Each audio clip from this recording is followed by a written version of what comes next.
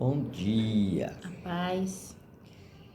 Vamos iniciar a semana já com o término das férias das crianças. Aqui em São Paulo hoje é 21 de julho de 2025. Tá 13 graus, friozinho.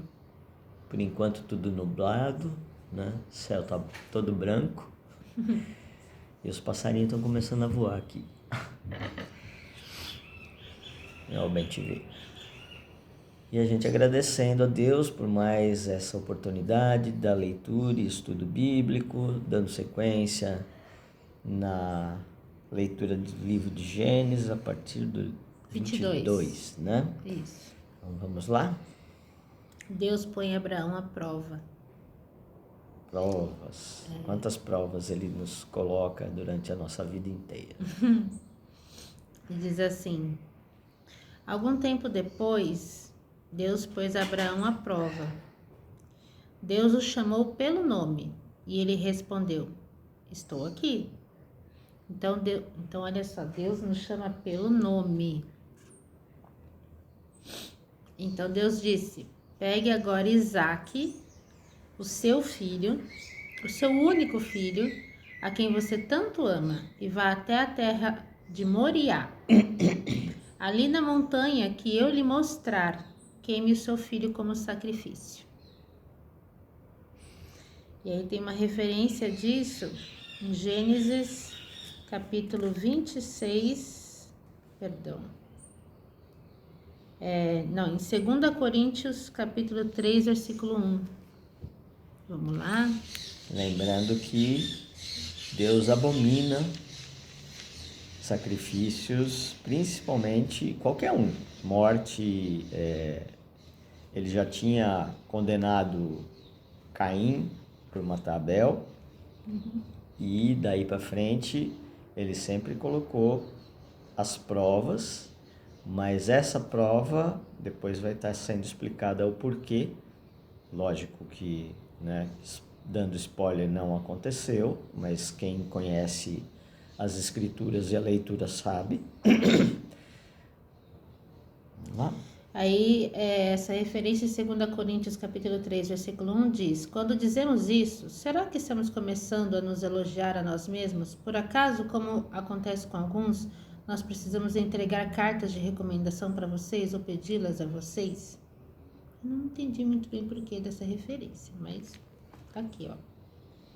Ou é 2 Crônicas? Ô, louca. Você tá lendo Tá o quê? CR, né? Eu vou ver lá, acho que é 2 Crônicas. Coríntios é CO, né? Ai, gente, eu preciso acordar, né? A cara do Ralph. Ai, Senhor. Mas o que eu ia falar é o seguinte: muitas vezes o Senhor nos pede coisas que parecem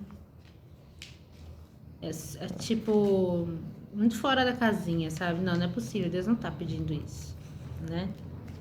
E principalmente se a gente compartilha com outras pessoas que não tem intimidade que a gente tem. Imagina alguém de fora, Abraão chegar e falar: sabe o que é? Deus mandou ir lá na montanha levar meu filho para sacrifício. Vai olhar para ele e falar: você tá louco? Não, você não tá ouvindo Deus. Você tá ouvindo. Ele não gosta disso, como que ele vai mandar fazer isso? Entendeu? E aí Abraão deixaria de obedecer, né? Por confiar em palpite alheio e não na intimidade dele. Que ele estava sendo provado, né? Aqui, ó. 3. 2 Crônicas, capítulo 3, versículo 1. Salomão começou a construir o templo do Senhor Deus em Jerusalém, no Monte Moriá.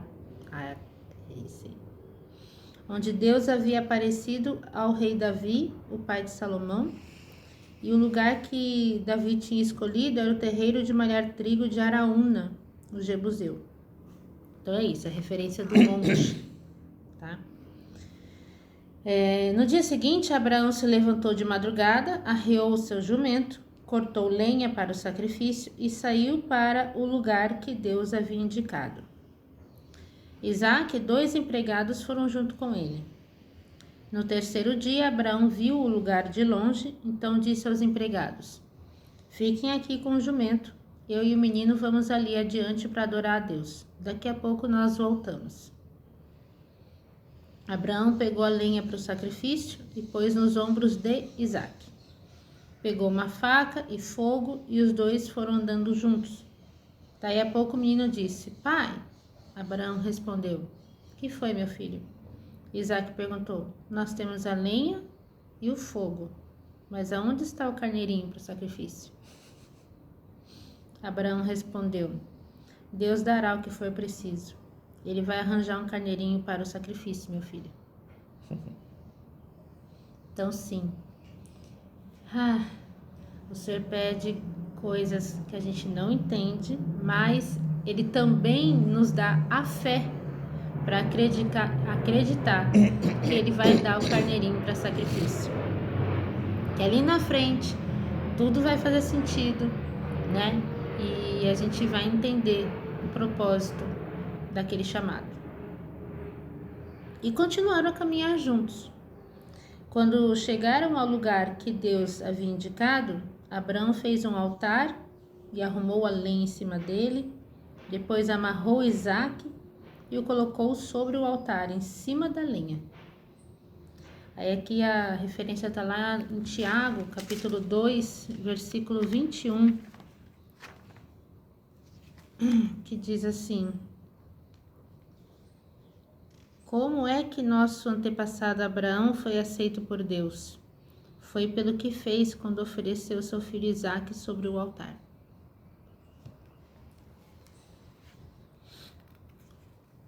Em seguida, então ele estava lá, ele colocou sobre o altar, né?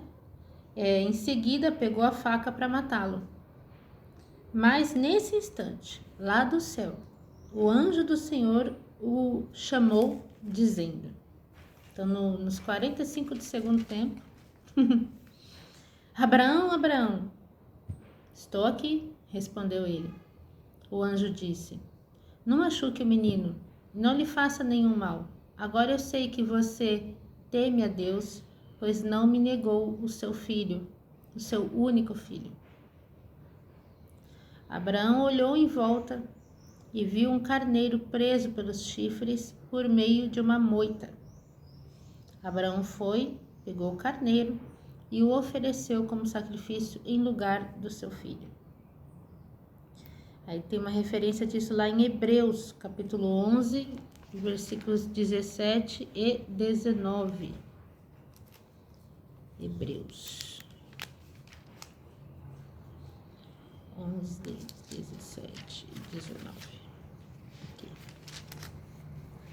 Que diz assim: Foi pela fé que Abraão, quando Deus o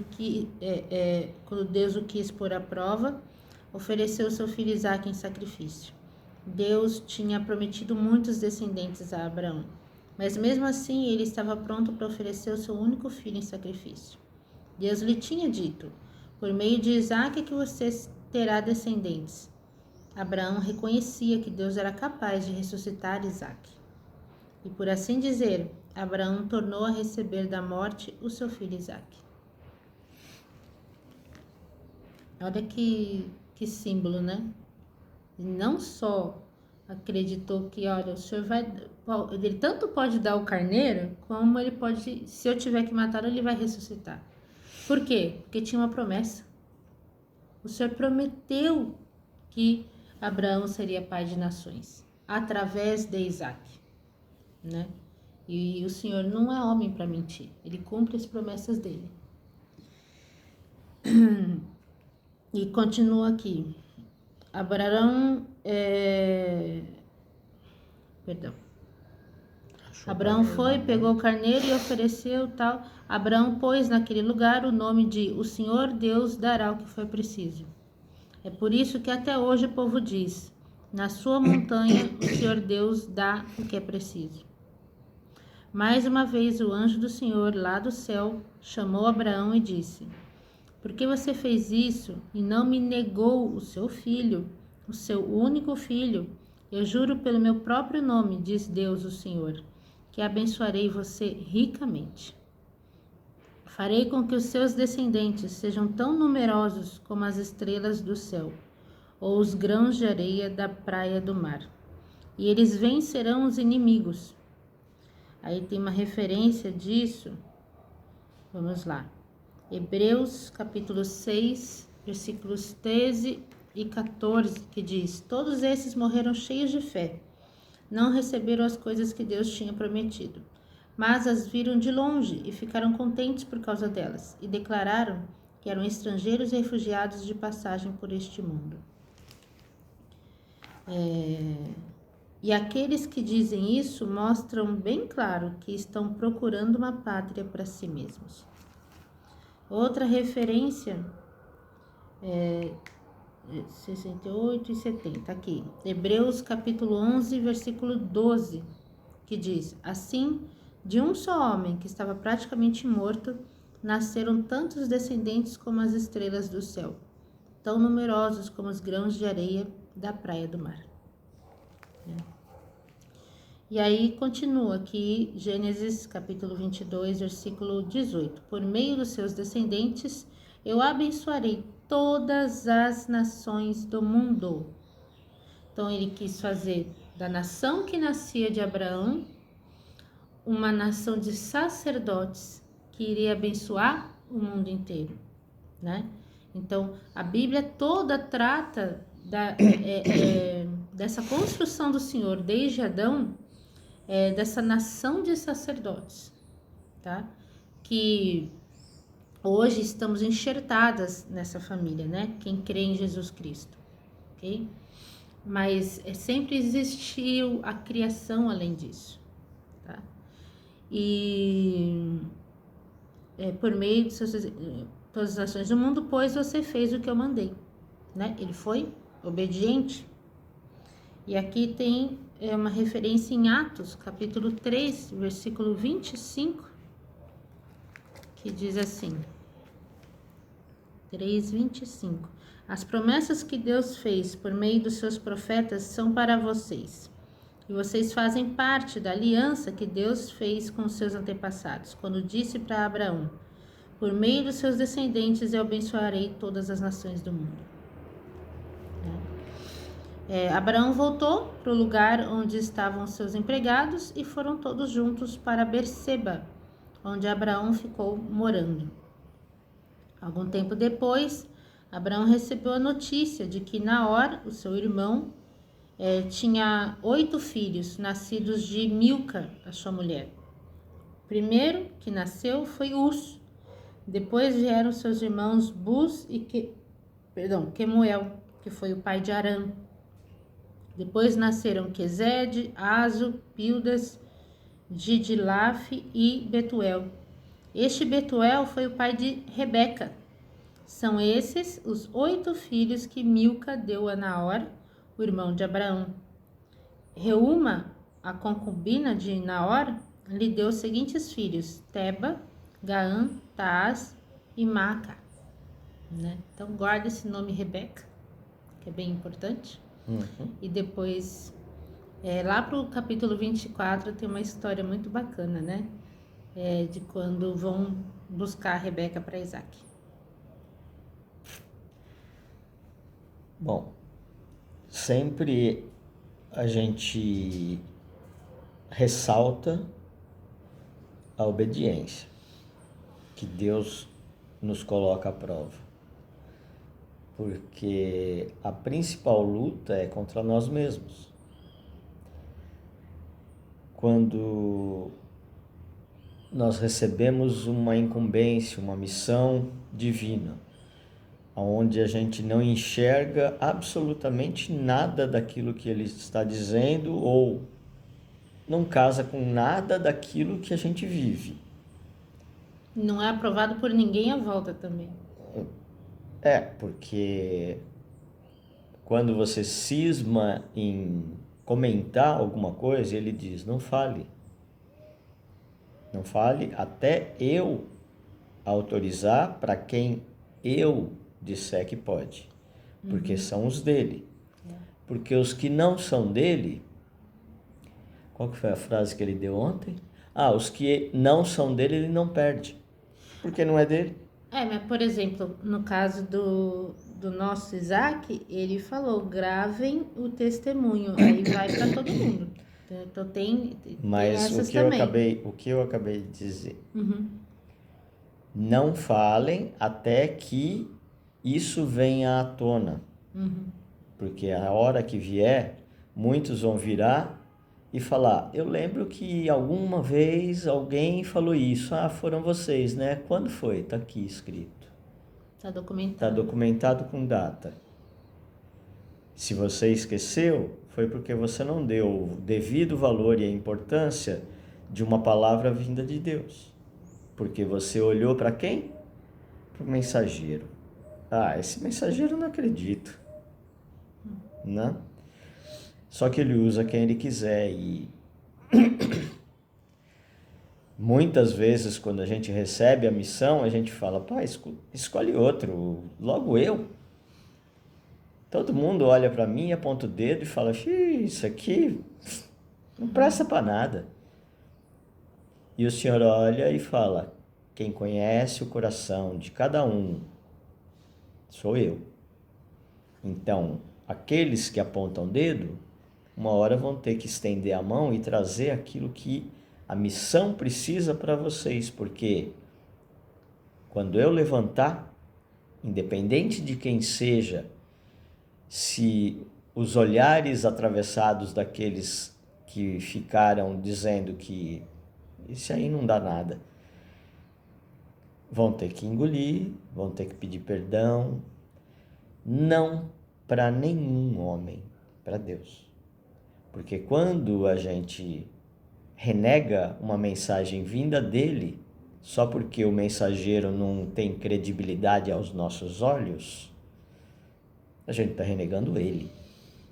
E essa foi a mensagem que ele deu lá na frente para Samuel, aonde Ana era estéril e pedia e fez uma aliança com Deus.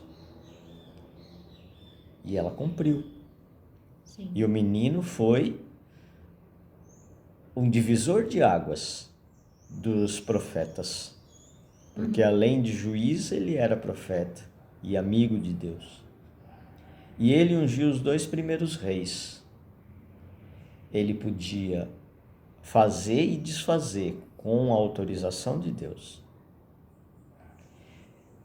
Ele chegou a trazer à vida pessoas que não estavam mais na essência da carne, com a autorização de Deus.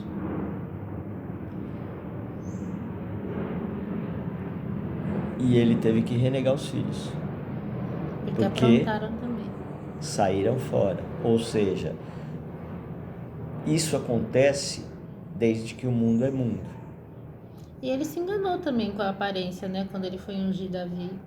Claro, porque aos nossos olhos, quando Deus fala que vai fazer algo, nós idealizamos aquilo que a nossa mente tem de consciência e é muito rasa, né?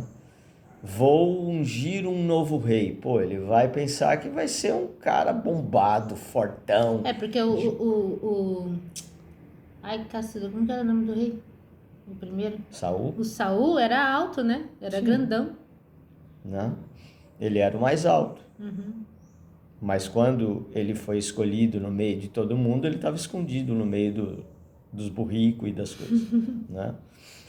Mas depois ele deixou o nariz ficar muito em pé, se achando. Isso que a gente precisa aprender. E é isso que aqui nessa palavra Deus está colocando à prova a Abraão. Ele já tinha bênção. Ele já tinha recebido o presente. Depois de velho, se ele recebeu esse presente já com 99, 100 anos, né, ele recebeu a bênção com 99, com 100 anos nasceu Isaac.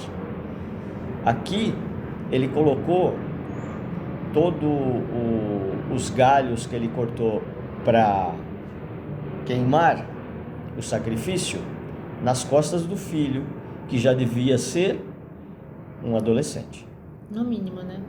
Então, No mínimo, eles estavam com 115 anos, mais ou menos, e o moleque já com uns 15, 16 anos por aí. Isaac. Porque ninguém vai colocar isso tudo, que é pesado, nas costas de uma criança. Então, a gente tem que ter discernimento do tempo. Quanto tempo demorou para Deus colocar à prova se Abraão estava ou já tinha entrado na zona de conforto e deixando de lado tudo aquilo que ele ainda precisava fazer como exemplo para o filho que iria ser a sequência da bênção de Deus. Ou talvez até adorando o próprio filho, né? Também. Tem essa também. Às vezes você recebe um presente de Deus e aquilo te deixa tão feliz que começa a ocupar o lugar de Deus na sua vida. Aí é perigoso, né? Então, é quando daí Deus vem com provas, falando, ó, não, isso não. Só eu. Eu não divido minha glória com ninguém. Nem com aquilo que eu mesmo te dei, né? Eu me coloco nesse lugar, porque eu já tive muitas bênçãos e me lambuzei porque escolhi caminhos errados. Esses são os testemunhos. E ele fala, eu não levo vocês a viver coisas do passado. Você tem que olhar para frente, sempre para frente, nem para a direita nem para a esquerda. Foco. Mas não esqueça de onde você veio, igual Paulo. O espinho na carne vai te lembrar de onde você veio. Você é um humano, você é pecador, você, por causa de qualquer coisinha, você esquece, entra na zona de conforto. Isso é nosso.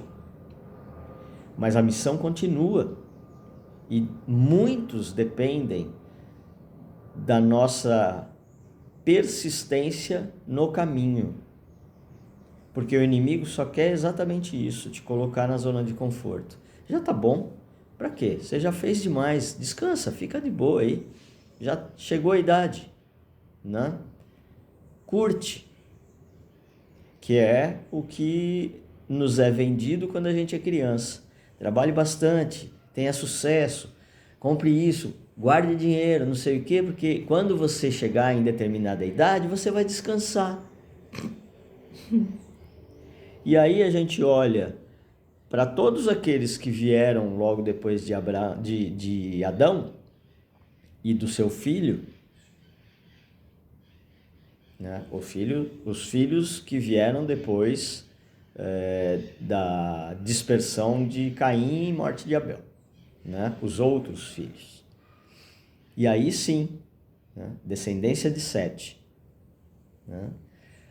Quando você olha de Adão para frente, todos viveram quase 1000 anos. Todos. Mas só começaram a ter filho depois dos 60. Por volta disso. Na maioria. Uhum. Quando a gente olha hoje e enxerga que Deus diminuiu o tempo, porque imagina quantas pessoas teriam na face da Terra nesse momento se cada um de nós vivesse 900, 800 anos. Não tinha espaço para ninguém. E hoje a gente já sofre com a quantidade de pessoas porque não tem recurso e alimento suficiente para todo mundo. A briga maior é de alimento, sendo que lá do outro lado do Oceano Atlântico tem gente passando fome. E aqui, muitas vezes, a gente joga resto de comida fora, com um monte de gente passando fome. Consciência, sabe? Não adianta você querer ter muito e jogar fora e desperdiçar, ou juntar demais enquanto outros irmãos estão sofrendo. Ali a gente vai para Atos, começo de Atos. Atos dos Apóstolos inicia com a igreja primitiva, que é o que Jesus deixou. E é onde a gente vai chegar num certo momento aqui, antes do nosso rei voltar. Sim. É para isso que a gente está se preparando. Por isso que ele está dando tantas palavras e direcionando os filhos dele a terem discernimento de que, sim, existe uma diferença entre os meus filhos e os outros, as outras criações. E elas podem estar convivendo e vivendo juntos, dormindo na mesma cama. E aí você acha que sabe de tudo. E a gente não sabe de nada. Porque muitas vezes a gente vive uma vida inteira achando que alguém está do nosso lado e está para nos proteger e dar a vida por nós.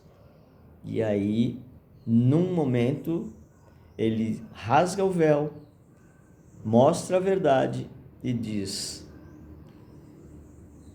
ele te trai?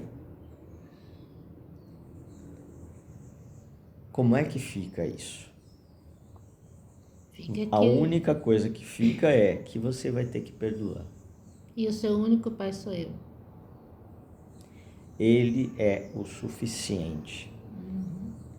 Nós estamos aqui para servi-lo em uma missão onde nós temos que resgatar outros de nós que estão dormindo com a chama meio apagada, na zona de conforto, porque já fizeram. Poxa, vou fazer mais o quê? Gente, tem muita coisa para fazer. Depois disso que aconteceu, ainda rolou muita coisa. A gente tem um testemunho quase recente que tem um paralelo gigantesco com essa palavra, que é a seguinte: por exemplo, antes de conhecer o Ralph, a gente já até contou isso na televisão, o Senhor me deu um sonho, né? Quando eu falei para o Senhor, quando eu pedi uma família, né? E eu nem tinha intimidade com o Senhor na época de falar, eu ouço a voz dele, ou eu tinha entregado a minha vida para Jesus, eu tido até um encontro, né, face a face, nada, zero, né? Eu só pedi assim, aleatoriamente, que eu queria uma família, né? E coloquei data, né? Sabe aquela coisa de assistir o filme O Segredo? Bem isso. Mas depois que eu fiz esse pedido, eu sonhei com o Ralph, né? O senhor, e no sonho, o senhor falava assim: o seu marido, ele é careca, ele tem olhos azuis, ele, assim, nos mínimos detalhes, gente, ele tem 5 crianças, e na época o Ralph já tinha 5 filhas, ele tem mais de 40 anos, né? E eu tinha só 28, enfim, ele foi me dando todos os detalhes.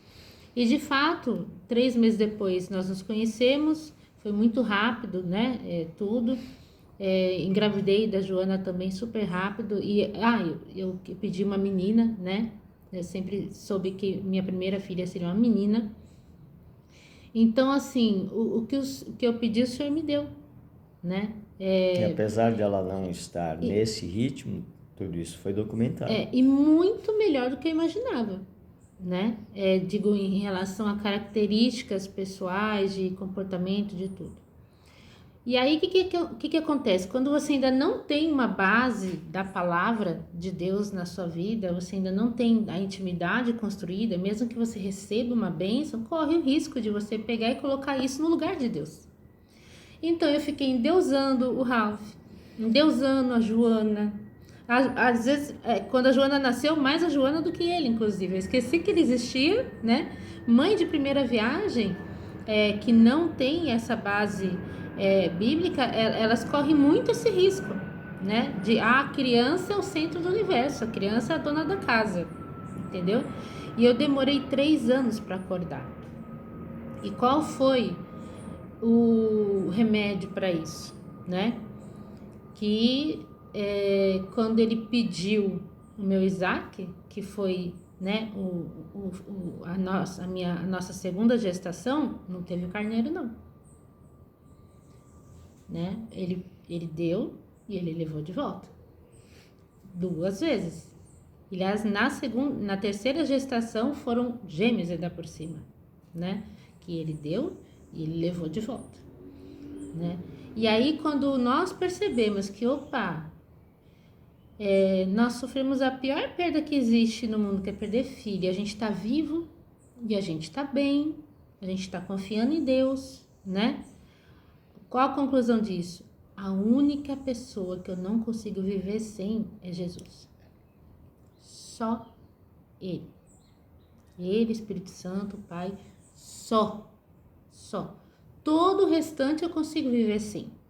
Consigo viver sem o Ralph, consigo viver sem a Joana, consigo viver sem qualquer outra pessoa, por mais que eu ame a minha família, né? Então, a maior lição que eu extraio dessa palavra toda vez que eu tenho, né, que o Senhor traz essa palavra para nós, é ativar a nossa lembrança. Lembre que eu em primeiro lugar. Então, primeiro mandamento. Né? Nunca coloque qualquer pessoa ou coisa como referência e necessidade prioritária. Tudo é secundário. Busque as coisas celestiais de Deus em primeiro lugar, todo o resto ele acrescenta. E a gente aprende isso dia após dia, caminhando na palavra, se alimentando do Espírito, né? Porque aí a gente cria intimidade, ele vai dando discernimento, ele vai nos capacitando e vai mostrando que tudo aquilo que a gente enxerga com os nossos olhos da carne é muito raso, é muito pouco e a gente não sabe nada, né? Porque quando ele traz as verdades dele, não aquelas que a gente acha que são verdades, a coisa toma uma proporção mundial, né? E não estou sendo exagerado, porque muita coisa que acontece aqui com a gente repercute em vários lugares, e nós temos testemunhos e amigos em vários lugares que revelam também para nós coisas que aconteceu lá e repercute aqui. Sabe aquela pedra jogada no lago? A onda vai, bate na margem e volta. Não com a mesma intensidade do início, mas sempre tem um movimento. E esse movimento move o universo. Por isso que ele diz que não cai uma folha de uma árvore sem que ele saiba. Porque a energia que move toda a criação dele, que eu digo é toda a criação. Desde os astros, desde o ar, da terra, do mar, natureza, animais, tudo está ligado. Então, qualquer coisa que se movimenta repercute em outras tantas bilhões de coisas, ou trilhões de coisas. Enquanto a gente está aqui respirando, o movimento do ar que a gente não vê está fazendo movimentar outras coisas. Então, não precisamos ir muito fundo assim, né? Mas a nossa vida depende daquilo que nós escolhemos sem enxergar. E quando a gente escolhe andar com ele, e assim como ele disse para Tomé, você creu porque me viu, me tocou. Felizes aqueles que creem sem ver. Nós estamos, e muitos de nós estamos exatamente nesse ponto de crer sem ver. Aprender isso, sofrendo, né, as consequências da pressão externa e interna, porque a nossa mente fala, você não está vendo, você vai fazer esse negócio, é irracional. Foge totalmente da lógica. Exato, né? Mas quando o seu espírito, o seu coração está ali em paz, a paz que ele nos dá, a gente sabe que é dele, né? Então, a gente não está dizendo para fazer loucuras, a gente está dizendo para pedir para ele, Pai, o que o Senhor quer para mim? essa decisão que eu imagino em tomar, esse sonho que eu tenho é meu ou isso é teu que está sendo colocado aqui?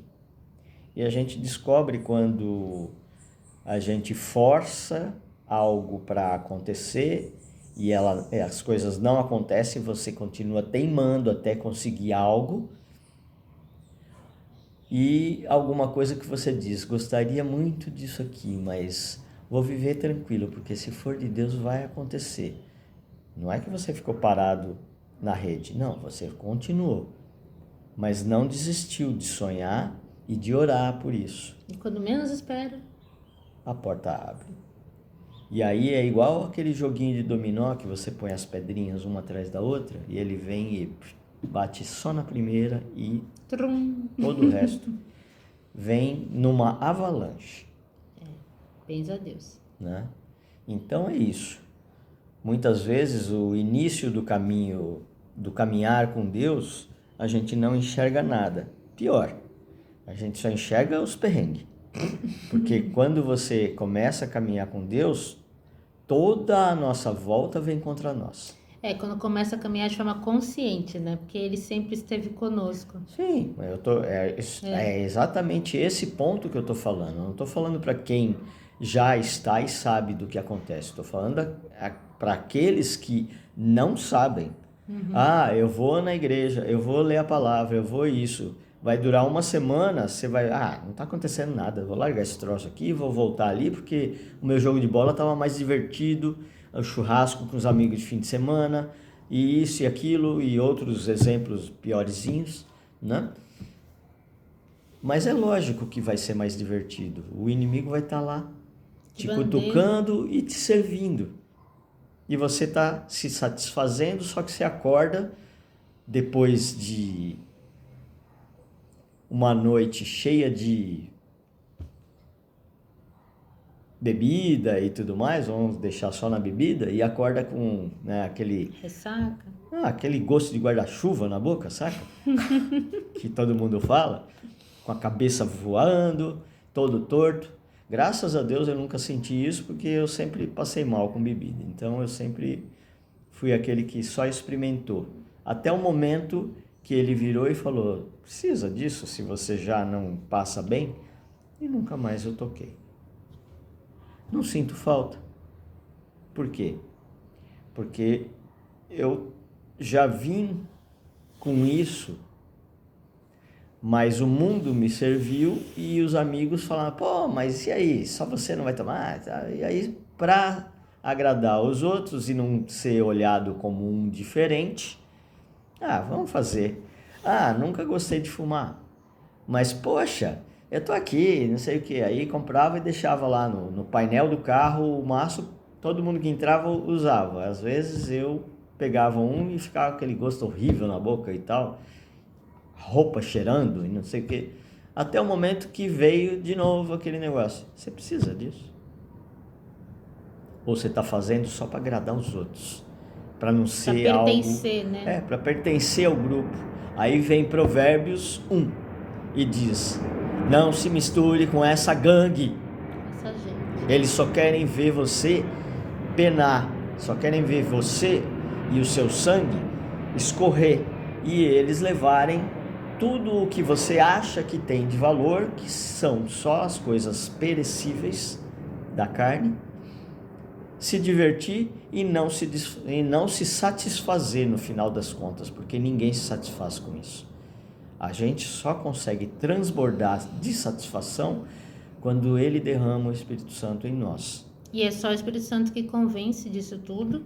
E também, quando isso acontece, que a gente entende que nós pertencemos a Ele. Aí não precisa pertencer a rodinha nenhuma mais. Não faz questão. Né?